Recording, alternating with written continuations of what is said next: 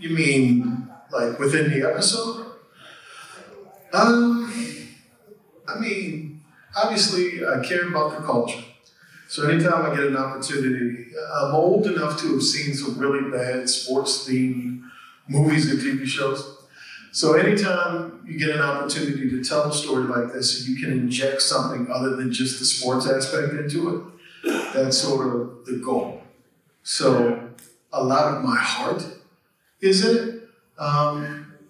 Keith can tell you how great of a basketball player I was. So I don't know how much of that part is in there, but certainly my love of the game and my love of the culture. So on that exact same note, because you led me into something that I think is really important, is how important do you think understanding your culture is in being an artist and kind of provoking thought around subject matter related to our culture? I think I was in Africa not too long ago, and I was in Bora Bora a little while before, and I happened to see a couple of episodes of television that I'd done before, and I saw my name like in Africa, and then the French Polynesian Islands, I see my name, and so you think when you do this that it's just for us within America and that type of thing, but you realize when you get outside of the country that these stories sort of frame how the world sees us. And to be able to have a little bit of influence as to how we're depicted, how we're perceived, it's an incredible honor. So that plays into it as well.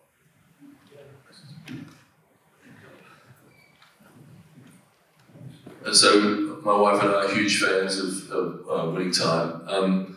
But I would like to pick up on that point and say, I don't think you realise until you go outside of the country how much African American culture is admired, And so sometimes when you're within your own country, you don't feel that. But I can't say enough about how it's influenced the whole world. I mean, Aboriginal kids in Australia walking around with Michael Jordan baseball caps on, things. The way the sport of basketball has grown around the world and is admired, and really it's the culture that surrounds it that is so that sometimes you need to get outside of the country to appreciate how much it is loved. So another common theme that I think is important is you're a writer. And writers have a vision and a specific voice that they lend to a project. But when I think one of the distinctive things is the fact that you're an executive producer and that you also produce. And can you tell us a little bit about kind of the difference and kind of what it means to produce? Because a lot of people don't know that. Yeah, producing is a lot of different things. I think in a show like Winning Time, I'm the only brother that's not playing the liquor. So the casting decisions, I remember we had a discussion one time about Michael Cooper when we were casting Michael Cooper. And there was a rapper, I won't say his name, but he was really light-skinned. And Michael Cooper's really dark-skinned. And so there was discussion like they really wanted this actor and they didn't see what the big deal was. And I'm like, we will get dragged on Twitter so bad if we get a light-skinned Michael Cooper. And, we ended up getting Delonte D'Souza, who's from Baltimore, incidentally, and a great actor. And, there's little things like that that you don't realize, if there's really no decision maker in the room or no one can say, hey, maybe we should think twice about this, that's when things sort of aren't realistic. And just to be able to have a voice at the table, the final decision-making table of how things come across, that's the biggest thing. I think also in shaping the psyche of how the show, the types of stories that we tell. I mean, there was a way that you could tell that story without the naming of Kareem Abdul-Jabbar and what it meant, and him having a soul-searching journey. It could have just been the disagreement between Magic and Kareem, and you didn't have to get into any of that other stuff. And so just being able to influence the way stories are told, I think both in shows like, certainly in shows that are highly charged, shows like the Boondocks that have a lot to say, that are really, really loud. You can put those shows in different hands and they may not land the way that you want them to. So to answer the question, it's a lot of different hats. It's storytelling, it's casting, it's choosing locations.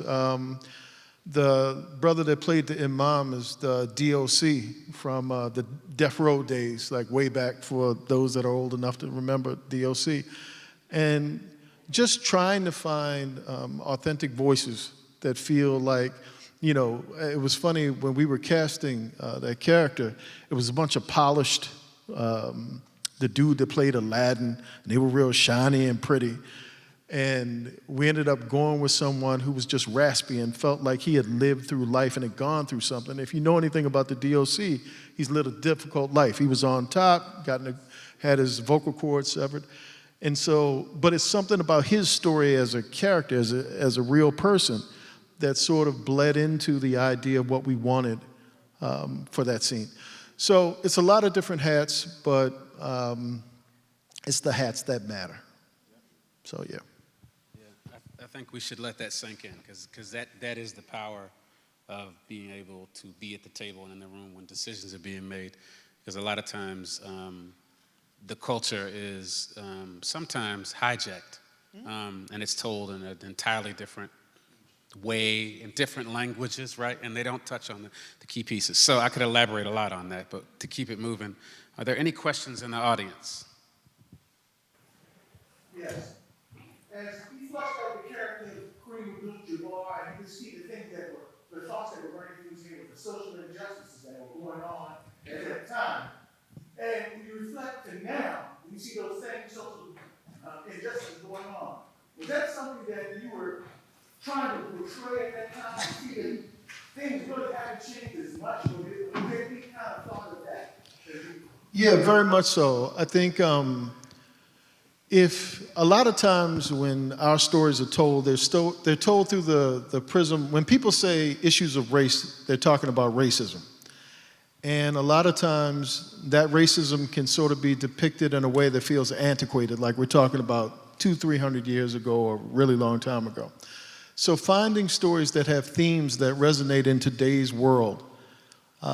You look at Spencer Haywood, and later on in the season,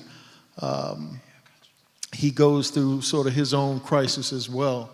But it's very much linked to a lot of the things that are happening in the George Floyd, Black Lives Matter situations and scenarios. And so to answer your question, yes, anytime you can find things that happened yesterday when you're telling a period piece that apply to today, that's always the goal. And my second follow-up question is about the character of Maurice. Yeah, that's the best character. That's the anchor of the show. Yes. And then that's Rodney's character, Maurice. How did that character come about, and will that character have a further role moving forward? Yes, we see him as a sex symbol, Maurice. How it happened was myself and Max Bornstein, when we were working on the show, like really in the early days, I was working on Wu-Tang in New York, and he was working on the movie Worth. And I kept hearing this name Maurice, and I'm like, who is Maurice? I know who Kareem is, Magic, who the hell is Maurice? And so when we got to LA in the production office, I see all of the actors up on the wall, their pictures. And then I see my picture. And I'm like, why is my picture on the wall? And then like, we think it's a great idea if you play Maurice. And so they told me the history about how the security at the Forum worked. And I've been a security guard for, if there was one job that I think I know inside and out, it's being a security guard. So I agreed to play Maurice. I sat in the makeup, the hair trail of that wig takes an hour to put on and an hour to take off. And yes, Maurice shows up later in the season. He's virtually in I think I'm in like 7 of 10 episodes, and I'm in the first few, I think, of season 2. So yeah, Maurice will be around. He doesn't have a last name, incidentally. I'm fighting for a last name. There you go. So what, this is, and then I'm going to get you right there. There is, okay. Oh, you're going to take him the mic? Okay. So there is, for those of us, since we're in Annapolis, there's a familiar sounding name of a character in an episode. And there's been rumors floating around that it may be someone we may have known, particularly myself, had known growing up at my house all the time. Is that accurate? You talking about Londell Owens, that part? Zastro? Zastro. Yeah, well, there's Zastro and Londell Owens. Right. We had a flamboyant character, and they were like, we were writing an episode, and we just needed a name that sort of typified, a character who was sort of over the top. And I remembered Zastro, our Zastro. And I was like, Zastro. And all the white people were like, wow, Zastro. Is that a real person? I said, yes, Zastro is a real person. And so we were able to get Zastro in there. And then my former teammate, Keith Colbert as well, Londell Owens, got him into an episode as well. So yeah, anytime I can get, Morel is coming in an episode. I'm going to work on it, but I don't know the character yet. I'm going to get him in there, one way or the other. All right. So the question in the back. Hello, I'm Randall Holloway. I'm a very big fan, and I wanted to first let you know that I'm a visual arts teacher all around the country, and I want you to know that kids need to see people like you who are from their area and from their lifestyle and how successful they can be, because I see them every day, and they, especially at times right now, they're extremely discouraged about jumping out and trying to make a name for themselves. And I will certainly take your story back to them and let them know that you can come from anywhere and get all the way to the top. It just takes hard work. So I want to honor you for that. Thank you. Secondly, my second question is a quick technical question. As a writer, I noticed that the dialogue for all the characters is extremely deep and very informative. Do you write for dialogue as well for the individual characters? Do you do a room full of writers that you work together, or do you do a complete basis for what the storyline is going to be and just go from there and let the actors do it? It's primarily 2 of us. There are 4 altogether, but if you look through the credits on the episodes, myself and Max Borenstein, we wrote 9 of 10 episodes together. So it's funny, we have so many characters in the show, but there are really 2 storylines. There's the Dr. Bus aspect of the owners and management storyline, and then there's the player storylines. So, we sort of divide and conquer those 2 worlds, and if you have too many people jumping in with different voices, it doesn't feel like a cohesive thing. So, yeah, and if you're asking to, yes, I write the white people too. I have them saying words as well. But I do primarily embrace being able to depict the culture in a very specific way, in a nuanced way. I try to get the language down. I try to make sure that it's authentic. And, in the beginning, one of the biggest challenges was all the black characters kind of sounded the same. And if you break that down into manageable parts, you look at Kareem Abdul-Jabbar is from Harlem, and he's an intellectual.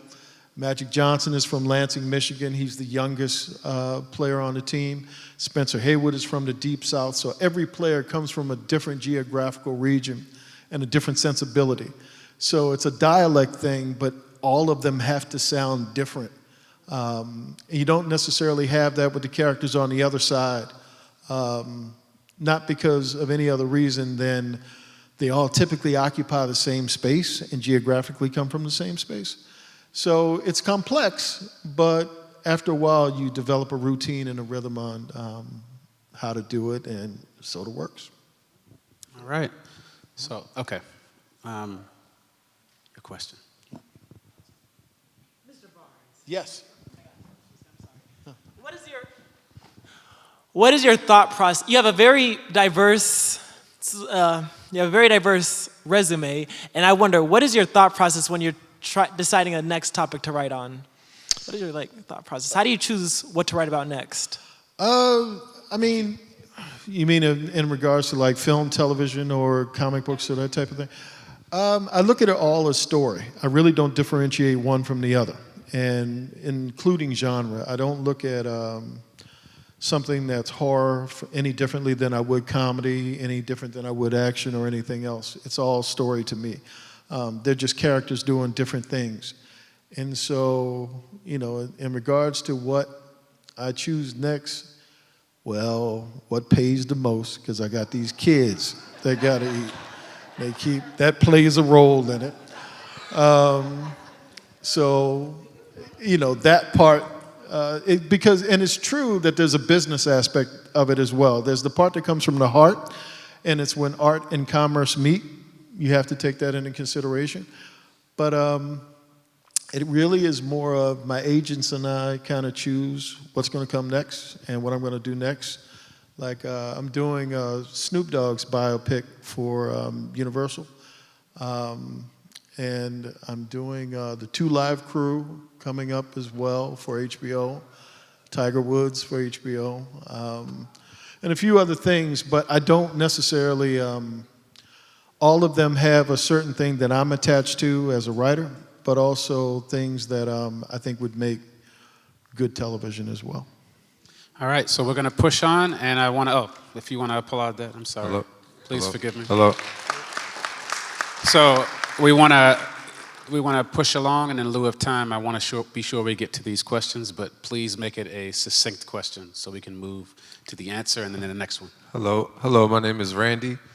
In today's society, we face a particular challenge as it relates to sustainability and reducing our carbon footprint. And one of the best practices that has been denied, that has been deemed for targeting, you know, a lot of people of color is the arts. And so, as it relates to STEAM and things like that and STEM, do you have any plans for using your platform or your skill sets to have a message that deals with environmental justice or sustainability in any ways? Yeah, I mean, I think a lot of the things I'm creatively I'm working with and deal with, you know, that subject. I think if you're asking practically in regards to the city as well, that's one of the reasons why this was important. You know, I always have wanted to have more of a relationship from a civic aspect with the city. I feel emotionally connected in such a way that I know that the things that I'm doing right now I wouldn't have been doing if I didn't come from the place that I come from. So,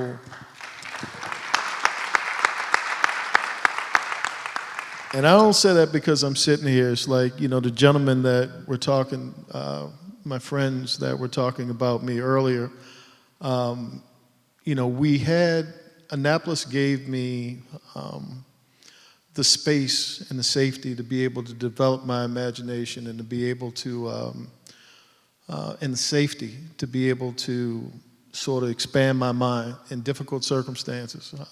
My life has not been a straight line. It has not been easy.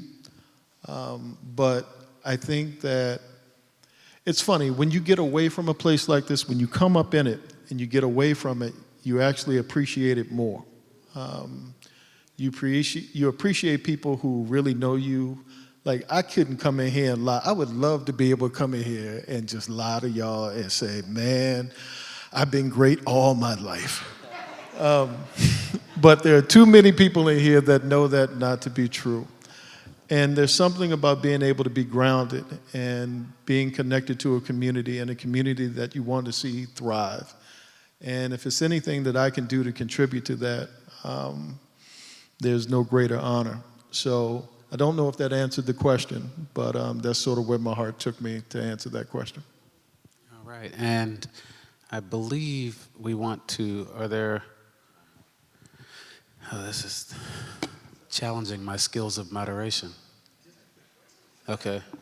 Was this already in the can? Okay. Thank you. Well, first off, I just wanted to start by saying congratulations, Mr. Barnes. Thank you. No problem. And I had a question pertaining to your work in like executive producing and writing on the Boondocks. And that is, how do you think the public would react if the Boondocks aired in 2022, since, you know, everything's more politically correct and everything like that, so.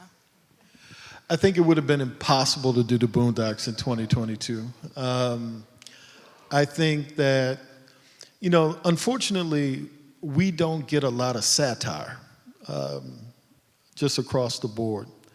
And I think a lot of the messages within the show would certainly would fall differently than they did on today's ears than they did back when we first did it. So I think I would love to see it happen, because I think we're in a highly charged, polarized dynamic right now within our society that needs a voice. Mm-hmm. But I don't know the network that would allow you to be as honest and truthful as you would need to be in order for it to be effective.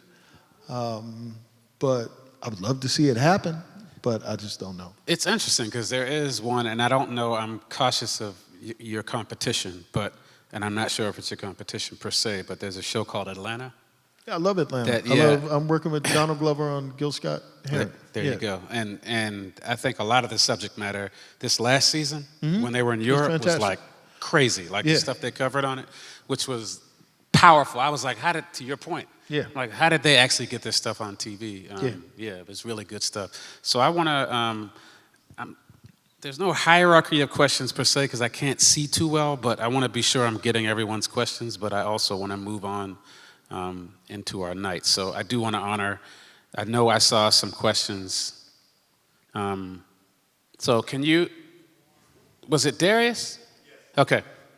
I know Darius has a loud voice too. You might not even have to walk to him. So we'll take Mr. Stanton, we'll take yourself, sir, and then we'll take you. Okay? And then we'll wrap it up. And then we'll take them, and then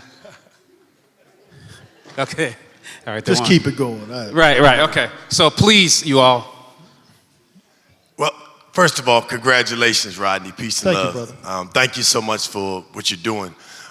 What you said about being in the room as an executive director and using your power in that role to influence what transpires is so important, because, as you all said, people pay attention to television like nothing else, and our imagery is so critical.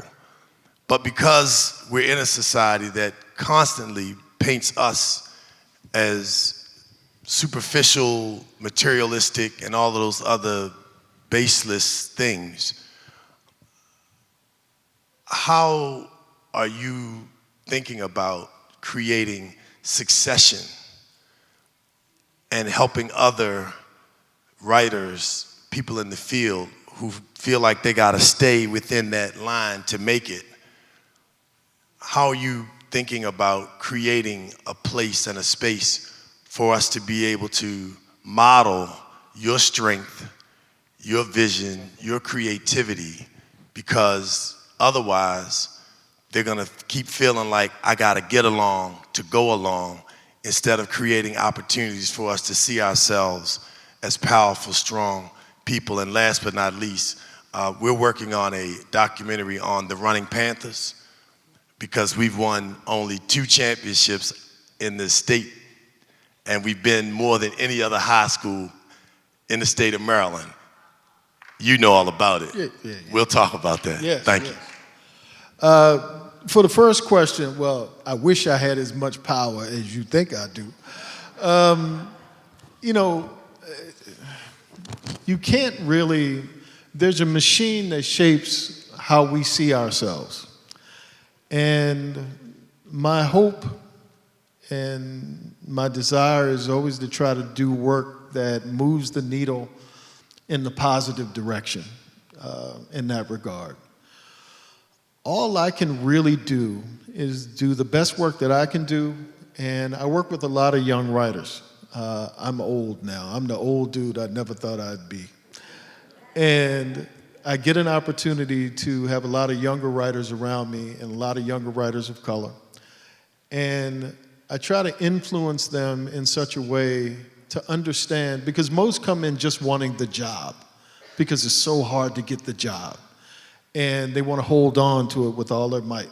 And I don't think they see the influence and the power and all of that other stuff that comes with it, because it's so competitive. It's incredibly competitive. I am a miracle and the luckiest guy in the world to be in the position that I'm in right now for doing this for 30 years.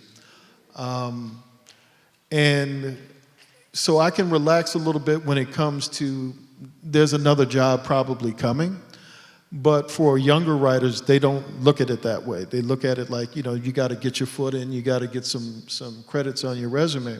So to them, I try to speak to them about their power and their influence and how to not necessarily listen to the machine that's going to try to direct you this way, to understand that you have a voice and you have a heart and you have a unique experience that you can speak to, that's honest, that's powerful. And if you can get young people to think in that direction, typically good things happen. Thank you. Oh, sir. Just a quick question. Yep. This is the day of the internet. You can find whatever you want, any time you want, any hour of the day. When you were younger, how did you find out? First of all, like, who were your inspirations, and how did you go about, you know, doing your research and finding out what it is that they did and how it would affect what you do? That's a good question.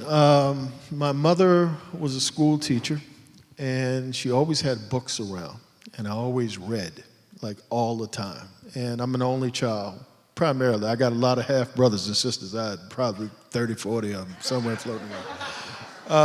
But I grew up by myself, and I spent a lot of time reading. So study was just an aspect of I didn't know that's what it was.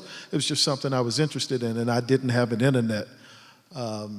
And so as an odd child, that was something I did as a hobby. You know, I enjoyed reading. I enjoyed study. I enjoyed connecting. And to me, a lot of the stuff that we would call research, to me, was a window to the world. You know, I remember my mother had Soul on Ice and Man-Child in the Promised Land and Lorraine Hansberry and a lot of those books that I just read just because they were laying around. And I didn't know at the time that I wasn't just reading a story, I was getting a glimpse into another part of the world and another thing that was happening in the world. And so it was actually another form of education that, you know, I always say, nothing against school. I probably learned more outside of school about who I was and who the culture that I'm connected to than I ever did in school. It was more from independent study than anything else. And so, you know, in lieu of not having an internet, I just always read and I always studied. I used to believe that I belonged on the streets of Harlem, and that regardless of how much was going on outside of this window, I always thought of Harlem as not being in this house. That's from Man-Child in the Promised Land. Yeah. Claude Brown. Yep. Yeah. Yep. So next, I would like for you to ask your question, and then we're going to wrap up a little bit. So thank you all. We have more Kathy. people? Considering your great work, what drives and motivates you? You know, when I first started in the business, I saw a lot of people stay with one job, and then when that job was over, they would look for another job. And it's sort of a psychological thing that, and it's one of the things that I think works against a lot of folks when they try to work in Hollywood. It's that Hollywood is sort of like the circus. They come to a town, and then they go to another town, and at some point the circus could end, and you never know when that's going to happen. And for me, I was always afraid of being unemployed.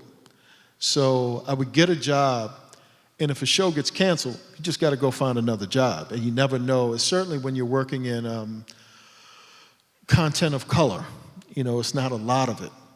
So for me, I always had a bunch of jobs. I always kept, like when I had a job, I acted like I didn't have a job because I wanted to continue to work again and again and again and again.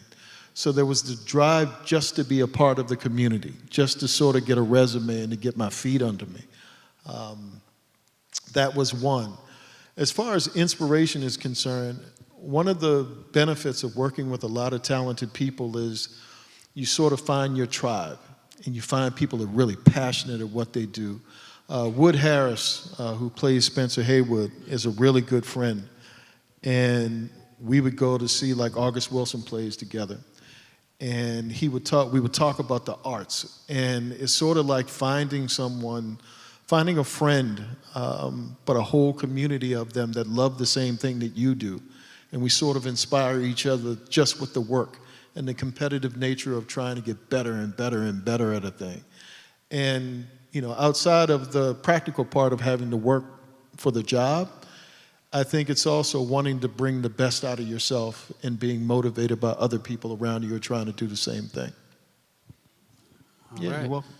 And so, for many of you all may not know, Wood also has a brother who's an actor who's... Steve, he's in the show too. Oh, yeah. Yeah, Who he's in the puts show it- too. Yeah. He's been putting it down for a while, and he used to live He downtown. knows karate too. He kicked me in the shoulder Really? one time and separated my shoulder. Yeah. Like in 1997 too. Yep. I never liked him after that.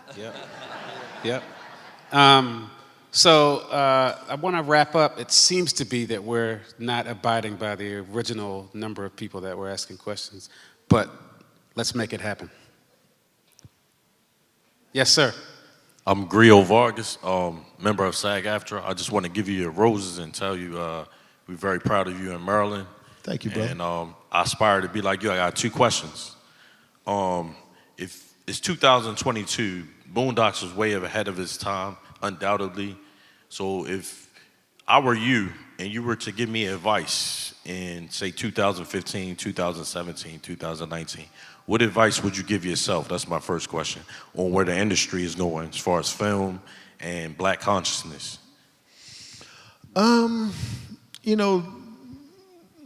Things change and evolve, but they sort of kind of stay the same at the same time. When I think about consciousness and what's happening in our culture from the negative end of the spectrum, you think about things like George Floyd and all of that.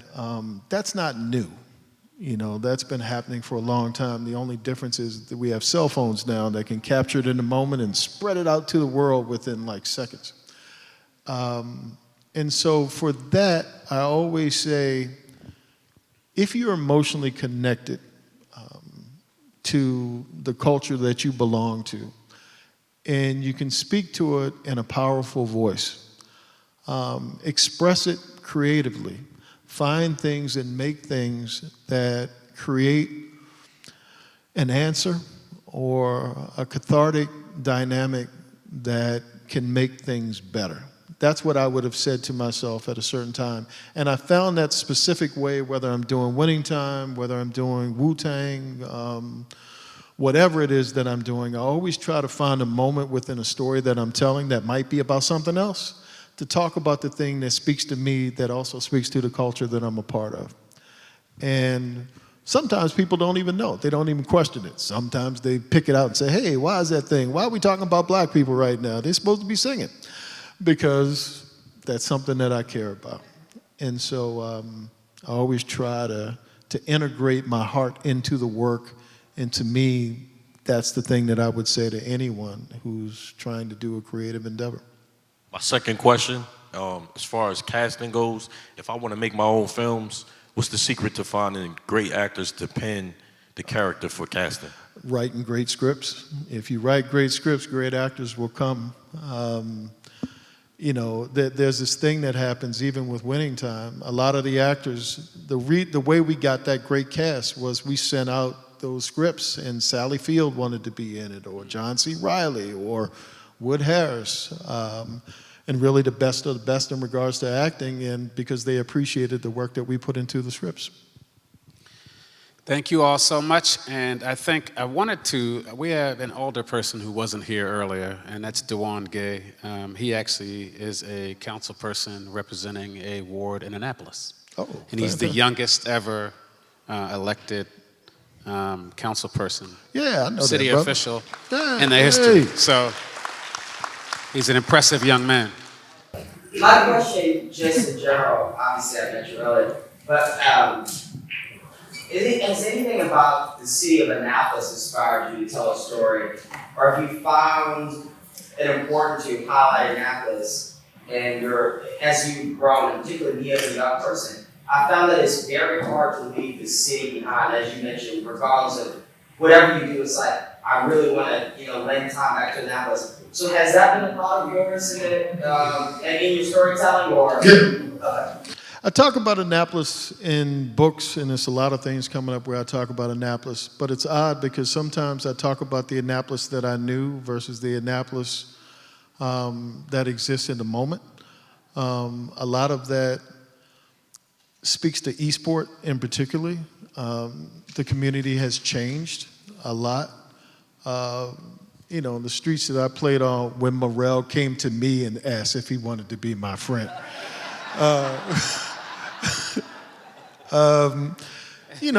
There was a period of time that I remember when gentrification came in and the city changed.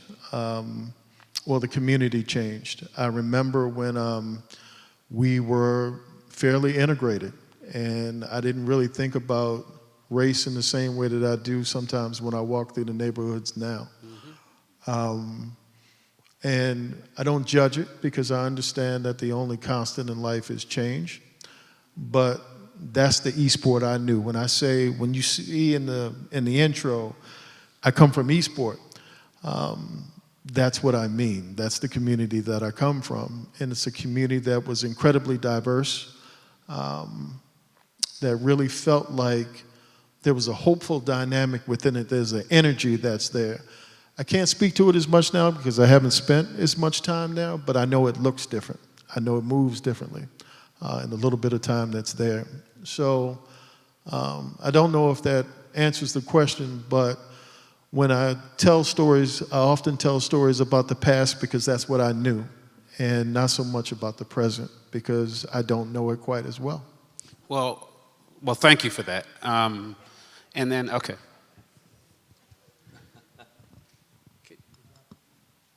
Okay. I would just like to say thank you. From Eastport, I couldn't begin to describe what your message means to the city of Annapolis. You have such a wealth of experiences that have taught many of us here and many to come the extent of our reach. So I just want to say on behalf of everyone from the city of Annapolis, we are extremely proud of you. And yes, this is always home, and you are always welcome. Thank you very much. I really appreciate that. I really, really appreciate that. Thank you. I mean, I think that about wraps it up. And so I don't want to butcher that or change that because I think that's magical. That's exactly what we needed tonight. But I will say there's this thing that we have called Eastport Neighborhood Forum. Mm-hmm. Yeah. If you listen to that, a lot has changed except for the sidewalks. Yeah. So I appreciate you all for being a part of this and for acknowledging and honoring Rodney Barnes and sharing in this moment because it is a very important thing. As I started off, I also would like to thank a number of people who were instrumental in this. We had a team of people, a smaller team that worked on stuff. We mostly argued and haggled and disagreed about stuff, but that's Erica Griswold. I think you all know her as Diva DeVoice. So we need to give it up for her. I wanted to move into speaking about her in reference to our pre-party and after-party also, because I wanted to say anything that you saw that seemed to be stylish or seemed to make sense or seemed to be logical, you can credit her with that. number one. And yeah, oh, I thought you were gone. Number two, the three of us, Adatola, affectionately known as Tola, Erica, and myself, all work in cahoots in a lot of different things. And I'm saying all this also to say, and this is for your edification also, Rodney, a lot of this we are able to do because of the guy sitting on the couch next to you. Yes. And yeah, and I'm not just saying that because he signs my paycheck. I'm saying it because this moment right here, yes, it is about this, but it is also about the voices that are meaningful and mean something in this city. And I think the mayor, I think our council persons who not only, again, work very hard on all issues involving this city, that we have this opportunity to celebrate someone, and not because he donated $1 million to the city. No, yet. No, I'm saying this to say this. People make investments. People make investments in things. And some people make investments by writing a check. Some people make investments by talking about it. It is another thing for someone to have a very successful career, be very busy, and live on the other side of the country and decide that it is important to come to their hometown and sit up on a stage all this time, right? And give us his time and energy. And for that, I think we should all stand and give it up. Rodney Barnes. Thank you, guys. I really appreciate everybody coming out. Thank you, Mr. Mayor. Thank you. Thank everyone for coming out tonight. I really appreciate this. Now the pressure's on to what can I do next? I wonder what I can come up with next. But I really thank all of you, love all of you, and hope we can all get together again. Thank you. Thank you, brother. I appreciate all this. Come on. Come on.